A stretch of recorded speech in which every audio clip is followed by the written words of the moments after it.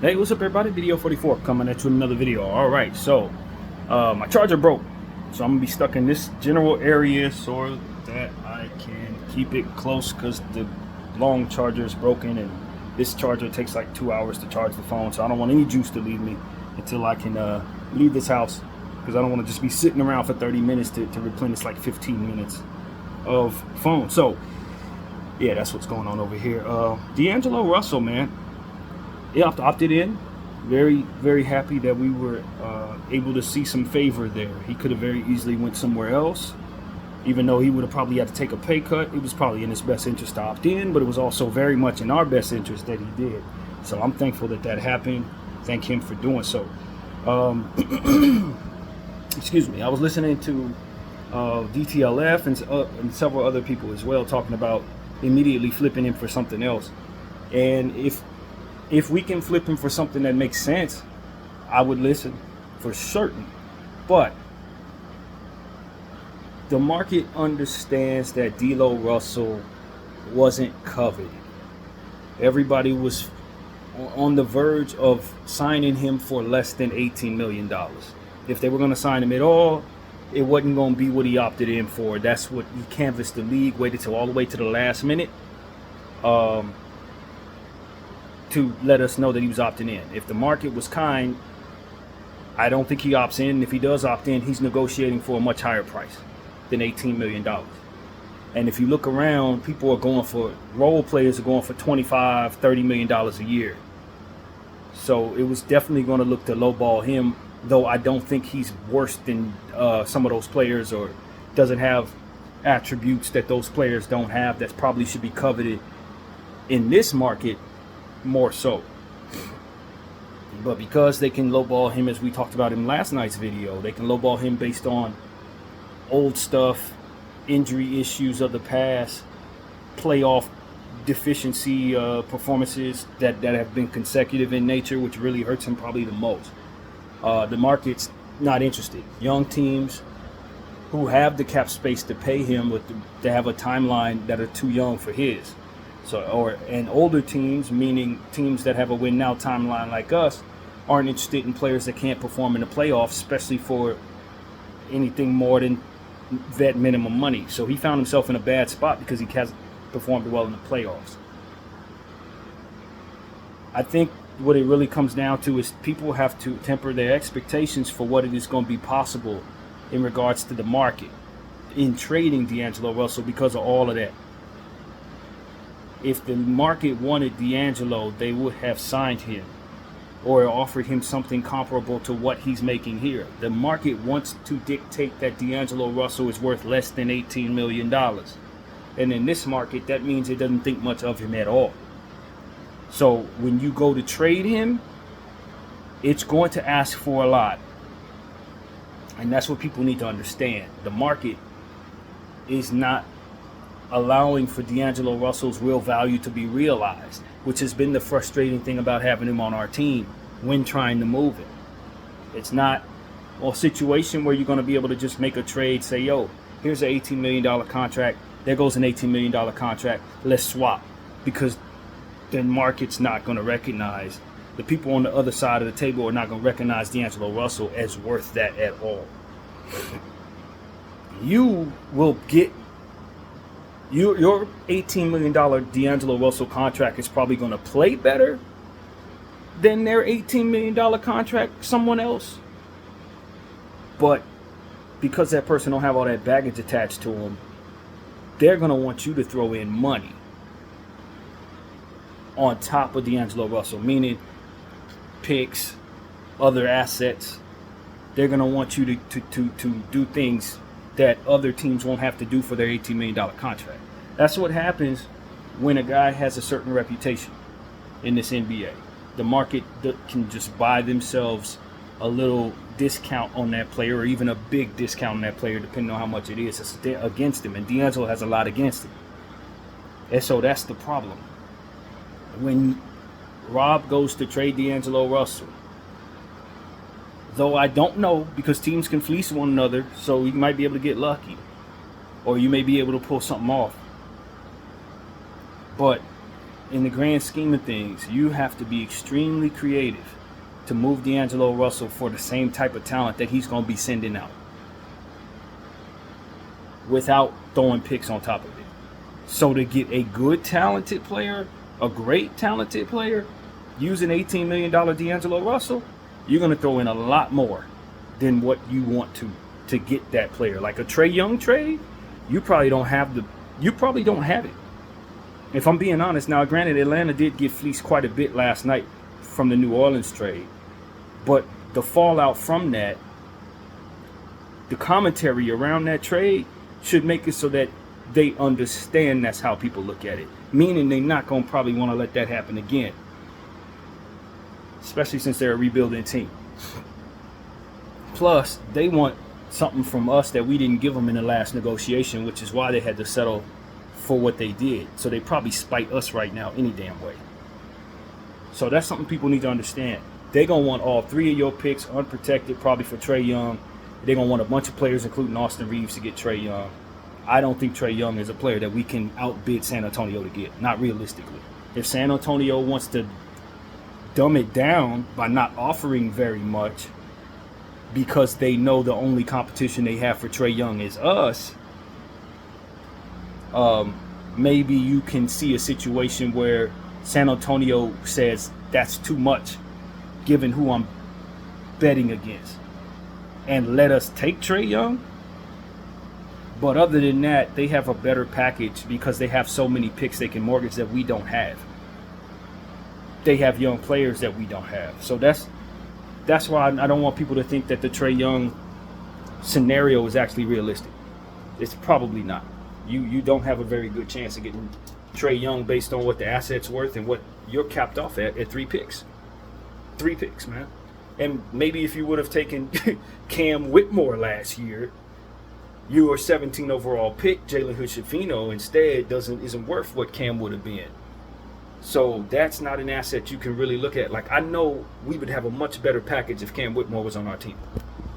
But he ain't. So now you're looking at a situation where Jalen Hood-Schifino ain't worth nothing. D'Angelo Russell's a low-balled prospect. And then some of the other stuff you have, like Rui Hachimura, he's unproven.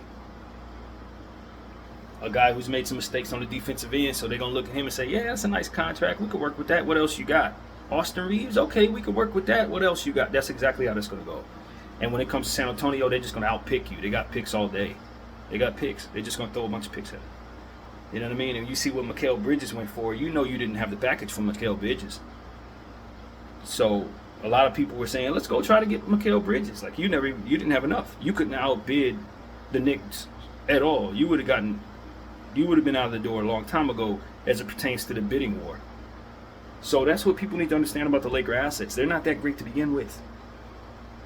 And it doesn't mean that our players can't play. It just means that the market is not going to recognize these guys as what they actually are. Some of that has to do with quote-unquote Laker tax. Some of that has to do with just who the assets are and what they've done and who we are and some of the mistakes we've made. People knowing they can fleece us is what we always teach on this channel. So when you're ambitious about getting certain things done, you got to understand you got a lot working against you. That's why I don't think doing too much is in your best interest, because you got to reset that. You got to raise the value of the assets you get. You got to get rid of stuff around the margins that doesn't make what you are as good as it needs to be. Those are the type of trades I'd like to see us make. Move players that can't perform. You know what I mean? I don't want to name any names because I really think some of those guys have upside, but some of these guys got, you know what I mean? You got to shave off the dead weight off your roster, and then you got to play up the value of the players that are good on your team.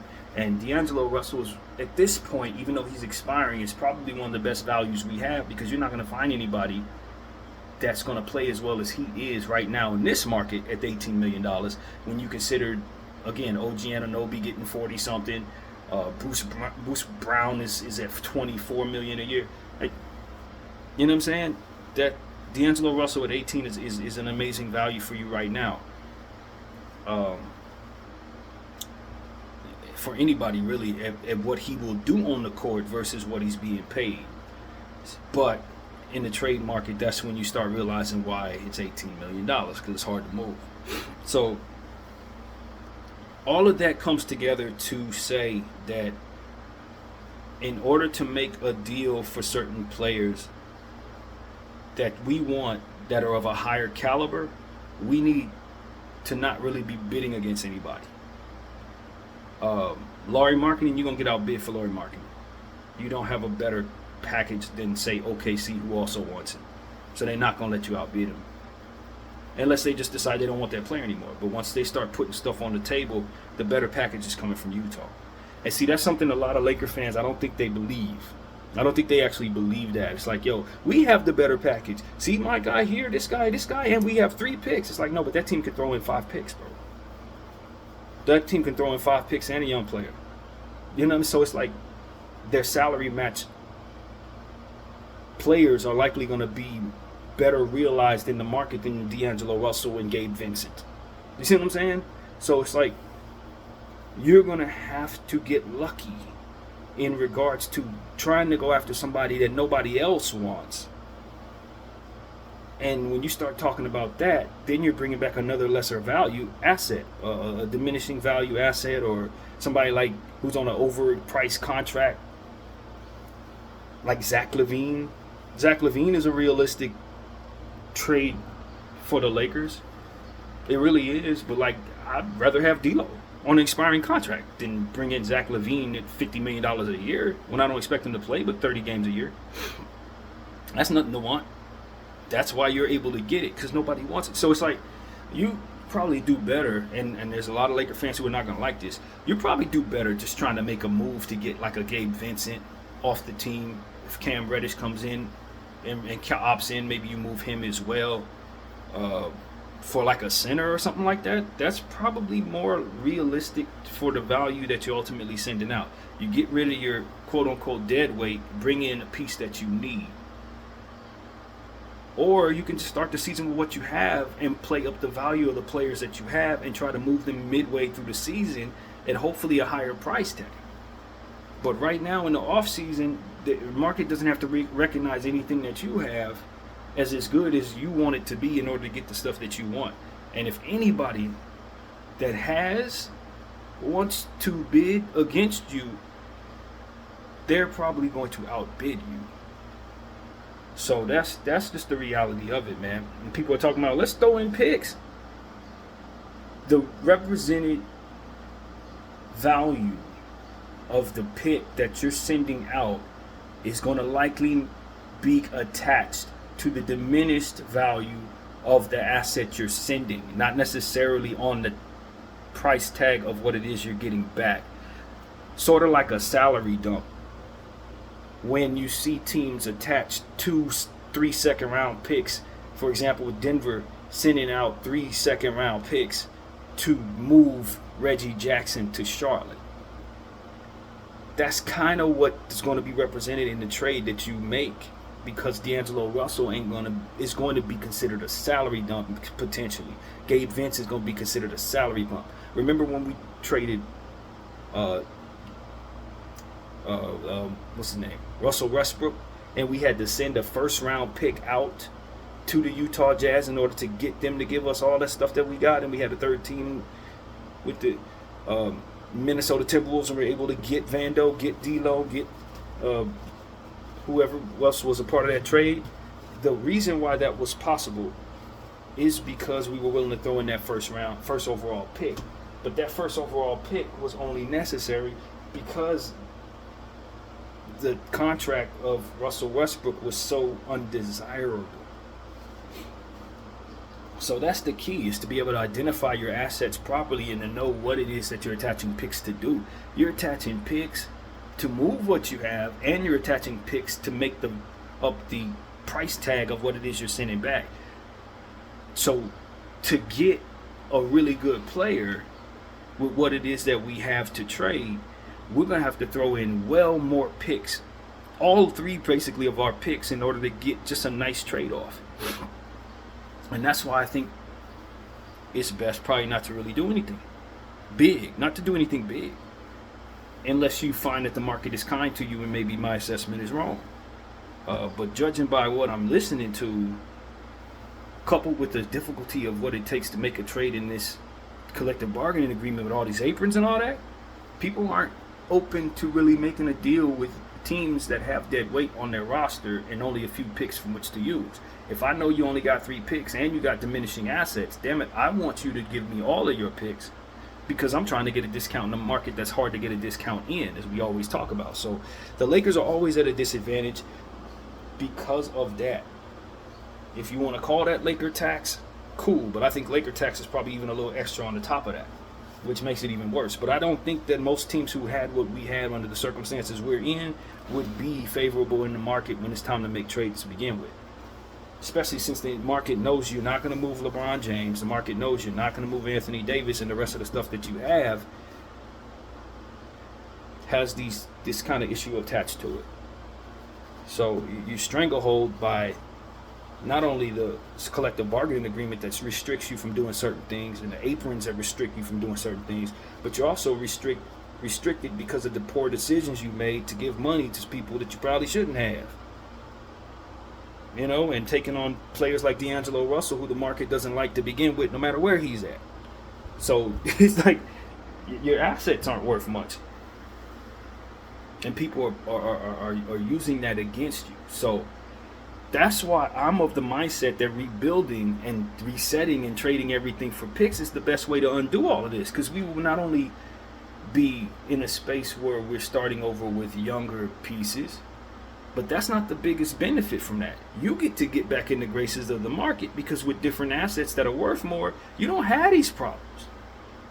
That's the God's honest truth. You don't have these problems. When the market knows that you have other stuff that it doesn't recognize this way, you don't have to jump through as many hoops, try to make moves.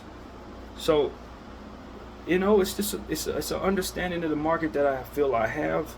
Sometimes I'm wrong, but when you start looking at contracts and stuff like that, you really got to find patsies, man. You really got to find people who are not cognizant of what true value is represented, or mismanages or misevaluates other teams' assets and stuff like that, or their very own, to really be able to get a good deal.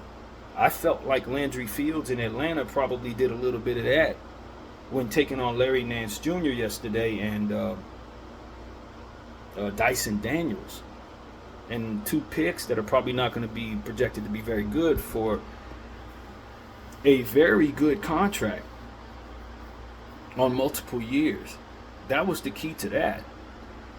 Giving away the Murray with a contract that was favorable in this market should have yielded him a better return. I don't think he probably misevaluated what Dyson Daniels' potential is going to be, or misevaluated what the Laker pick is potentially going to be. Something there was not represented in the value that he's giving away, because you got a player in his prime that's made an all-star team, that's been healthy, on a great contract. You're sending that out for 2 picks and 2 players that, if being evaluated properly, are not enough. So that's what you need. You need to find somebody like that who's willing to leave money on the table in a deal for whatever reason.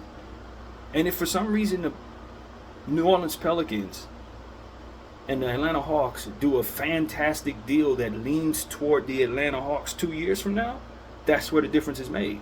You do a favor for me, I do a favor for you. Or they take a bad contract later on from the New Orleans Pelicans, then you see why this deal was so lopsided. Because a lot of times GMs aren't stupid. They're doing deals that provide favors of a future kind. You understand what I'm saying? Sort of like us giving the Julius Randle contract, allowing him to walk over to New Orleans. That should have signaled to New Orleans, yo, we're doing you a solid, trade us Anthony Davis tomorrow. That type of thing. And Dell Demps didn't make the trade and ended up getting fired. I think that the tea leaves show me that's kind of what happened there. So, yeah, I'm just looking around and I'm saying, I know people want to move D'Angelo Russell, but and they don't care if it's good business or bad business that he just opted in. Now they're ready to trade him right away. I don't I don't assume that D'Angelo Russell thinks that the Lakers are genuinely interested in not moving him. I think he knows that when he stops in that the Lakers are interested in moving him. But for the sake of him not, it looks kind of funny if the Lakers do indeed trade him right after he opts in and he's saying all this verbiage about wanting to be here and all of that. It just looks away. And that's why the verbiage is out there. So it will make you look away for trading him, you know? And so I don't think he would be shocked if the Lakers move him, but I think he put himself in a position to look like he would be shocked if the Lakers move him, and I think that's the position he needs to take. For the court of public opinion and for the court of just overall positioning himself so that he's less likely to get moved, puts you in a weird spot type of thing. D'Angelo, I don't peg to be stupid at all, but you know, at the end of the day, if the Lakers have a deal they like, okay, maybe they don't hesitate. But I don't know that the market's going to give them a deal they like. I think you're going to be asked to overpay for whatever deal you make involving D'Angelo Russell, for whatever deal you make involving Gabe Vincent. And if you're smart about how you utilize your assets, you're probably not going to let the market do that to you unless it's out of necessity. If you could see a world where moving Gabe Vincent is possible based on his contract being a little bit of an anchor and the rest of your stuff not either being able to move or stuff you don't want to move, that probably is the best move for you. You take that contract and get that off your books. At least that's not there being an anchor as well, because that just makes the weight heavier against you. If his asset at $10 million or 15, whatever it is, isn't represented properly, that coupled with all the other issues that we have with our assets just makes it worse. So if you can shave off some fat, that's the move. Get that contract the hell out of here. Problem is, if I'm on the other end of that, I'm like, you'll attach some stuff to that to make it worth it to take it. So it might be in my best interest, based on trying to capture value for everything I have, to just let that contract play out. Because if I got to give more than what it hurts to keep it, then obviously value is lost. So it's all about capturing value, and in the presence of pressure and the media saying, yo, you got to make a trade, you got to make a trade, you got to make a trade, it can back the Lakers into leaving value on the table, for which they can't afford to do. Why? Because LeBron James is going to retire in our uniform if this goes the way they want it to, and Anthony Davis is supposed to retire in our uniform if it goes the way we want to. So that's value you can't capture. You know what I'm saying? You can't capture that value. You got to look at what New Orleans did in making that trade with Atlanta. They took a bunch of fat weight and turned it into a valuable asset. That's how you win. You got to find patsies out there or people who are willing to do favors for you and turn dead weight Dyson Daniels, freaking Larry Nance. Get that stuff out of here. Bringing back valuable assets, even though they're not overly valuable. Or rather, sending out not overly valuable picks and bringing back a player like DeJounte Murray. Because the picks that they sent out really weren't that good. So you send that stuff out. You send out the bad weight in the market stuff that you can't really get nothing for. Dyson Daniels, the player ain't developing properly, whatever. Drafted high, performed low type stuff. Get him out while he has some upside. He played well last year. So it's like, okay, you could argue that he could have some real upside or make a big jump. So let's get him out of here now. That's how you handle players that you don't necessarily believe in who happen to still be on the upswing. You don't trade them when they're low. This is kind of what I would expect the Lakers to do with Jalen Hood-Schifino. You ain't trade him now. If he turns into a guy who has a capped upside, you wait until he's playing well and then you move him. And that's what I think New Orleans did. They don't believe Dyson like that, but he's starting to come around for what it is his ceiling should be. So it's like, all right, let's remove him. You can convince a guy like Landry Fields, this might be a player you want. So it's like, this is how you have to do it. You don't give away your 17th overall pick in Jalen Hood-Schifino when his value's in the toilet coming off an injury. You're selling him at the lowest price tag possible, and for the rest of your asset class, you can't afford to leave value on the table. Salute the Kobe minute. So, this stuff has to be understood by fans and by the organization so that they're not asking their team to do things that are going to hurt the team. So you're not bringing back stuff that's harder to move once you get it here. I heard, DTLF, he was saying he would trade Colin Sexton for D'Angelo Russell. I just don't think Colin Sexton's going to play many games because he's had so many knee injuries and has shown that he's really not going to be the guy that he was drafted to be anymore. Now, Young Bull, when he was with the Cleveland Cavaliers, was a monster. But this player has gone through some injuries and he doesn't really have much upside. I don't believe that he's going to be a better value at $18 million than D'Angelo Russell this upcoming season. I really don't. Now, that doesn't mean that D'Angelo Russell is the best piece for us and that Colin Sexton wouldn't fit in and perform pretty well in certain situations. But I think that's probably not much better recognized in the market. I think once you get Colin Sexton here at $18 million, you start finding that if you want to move Colin Sexton for whatever reason, you're probably not going to get no more than you would for D'Lo. So if D'Lo's the better performing player, then you probably should hold on to the better performing player. I think, but I'm not really sure. But that's not a deal I'd probably feel comfortable doing, to be honest with you. I like Colin Sexton, but he's had too many injury issues over the years, and he's not a better player than D'Angelo Russell in my mind at this point. Not at this point. So, yeah, I'm not up for that. I don't see that as a positive, man. And so you see why I'm so adamant every single day about the Lakers not trading picks. It's because you can't afford to leave value on the table. And if you're not bringing back something superb for which you probably can't win a bid for against other teams, then you're going to settle for something you have no business settling for just to complete your roster or make it marginally better. And then you're still going to have some of the same problems you have right now with your value. When it's time to make trades with those things, you ain't going to be able to make no trades for those things when you get them. It's the same issue. You got to reset the market. And the only way to really give yourself any cushion in this market that's not favorable to you is to have picks. Not to move them, but to have them in your back pocket. That's what gives you the cushion to make moves and mistakes and have the equity to make big trades and stuff like that. When teams throw in so many picks for players that they're not going to re-sign, or throw in so many picks for players that they ultimately are going to, ultimately want gone and try to retrade, you're throwing value away, man. And to not be able to recognize that is a cardinal sin when managing your team.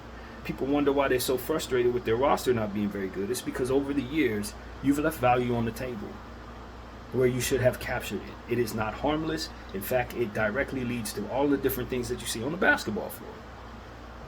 So, no, I don't want to mortgage any picks of the first kind. Second rounders, I feel like better about the ability to get second rounders with cash considerations and bad contract taking on, stuff like that. Look how many picks just a good second round pick goes for. I understand that it was a player that the New York Knicks gave away 5 second round picks to get in the second round. That was absolutely insane, man. I think it was Dylan Jones, maybe. They gave up 5 second round picks to get a player that was taken in the second round. So it's like when you have a surplus of picks and you don't know what to do with them, you start doing stuff like that. But it shows you how easy it is to get seconds. You can get seconds. 3 of them, all you got to do is take on Reggie Jackson, get 3 of them, waive him, and now you're 3 second round picks richer. Like, these are the type of things that you want to be able to do, and it takes flexibility to do them. And when you hard cap yourself with diminishing assets, you can't be the team that brings back something like that. You don't have it to do. So you're constantly the one throwing in the picks to get rid of the stuff that you have no business getting rid of. The trade that hurt us the most, in my humble opinion, beyond everything else, there's 2 things that hurt us really badly. The Russell Westbrook deal, where we sent out a first round pick, sent out Kyle Kuzma, sent out KCP, that should have never been done. And I understand that Russell Westbrook was providing the production in Washington and makes it look like that made sense. But once we brought him here, the circumstances and the fit made it so that the bottom fell all the way out on Russell Westbrook. Not to mention that his contract was worth so much that the trade was bad even if he continued to play that well. It was a horrible trade in value. And then what also I think hurt us was letting Alex Caruso walk. That's a player that's recognized very favorably in the market. I don't think the Chicago Bulls captured value for him with Josh Giddey at all. They were offered 2 first rounders, and that type of value should have been captured. But you never accuse the Chicago Bulls of being that great of a franchise being run. They really not good at this. Problem is, because they're not good at it, they got crap that you don't want. You know what I mean? Like when you start saying, okay, I could probably do a deal with those patsies, now you start talking about Zach LaVine contracts coming back your way. Like, so some people don't recognize Zach LaVine as somebody that you shouldn't want, but paying him $50 and $60 million a year is horrible for any team anywhere. And so that's why Chicago hasn't been able to move him. So that's what I'm trying to say. Like, I don't know what type of deals Laker fans think will be possible. And I don't know how disappointed they will be if a deal isn't done. But like I said, microwave minds and people who don't understand this stuff are going to always back themselves into situations where they're unhappy later with what it is they bring in. You're unhappy later. And for me, being unhappy later just puts us in a further position to not be able to be favorable in the market when it's time to make trades in the future. You already have this all up against you. You keep making bad deals, it's only going to get worse. And as it gets worse, these same people are still going to have great wants and great desires for you, and you're going to have even less margin to make those moves, or you're going to be stuck on some bad contract that no one's going to want to take from you. You got to stop the bleeding on that. And I think there's no better time to stop the bleeding on that than right the hell now. So I'm going to be honest with you. I'm not attaching first round picks to get anything right now. I don't think you can afford to. I think the risk is greater than the reward, really, no matter what you're bringing in. Even if you're bringing in a superstar at this point, if that player gets hurt, you're in a worse position than you are right now. So the risk of that alone makes me look at that situation with less favorability. So it's a lot of stuff that LeBron and Anthony Davis are going to be unhappy with me about if I'm running this team. But at the end of the day, we're going to be in such a great position because I didn't do this, that we're going to be able to do the things that we want to do today and more tomorrow. But if we do some of the things that we can't afford to do today, we ain't going to be able to do nothing tomorrow. And that's my whole point. And I don't want my franchise to do anything like that, because it's going to trickle back down to Jeanie having a lesser value team, Rob Pelinka being run out of town any damn way. It just, you might as well make good decisions instead of trying to make people who don't understand the market happy with decisions that are going to make a team good, but not even good enough to win a championship, which in just about every case, based on the value of our assets, it's going to be. What you have, because of the Russell Westbrook thing and because of the Caruso thing, is not enough to build a champion unless you find a patsy that's willing to forego value and inflate the value of what it is you're sending out and undervalue what it is that he's sending out. That's what I think is there, man. So that's why I'm so adamant. And so I would love to be wrong. I hope we're wrong. I think there are more creative ways to get things done than maybe I can see. But what I do see is a stranglehold on most of your assets that's going to make it so that you have to overpay for everything you send out and everything you're taking back. So that's it, man. The solution to this is what nobody wants. Reset. That's your solution. BDL 44. I thank you all for watching.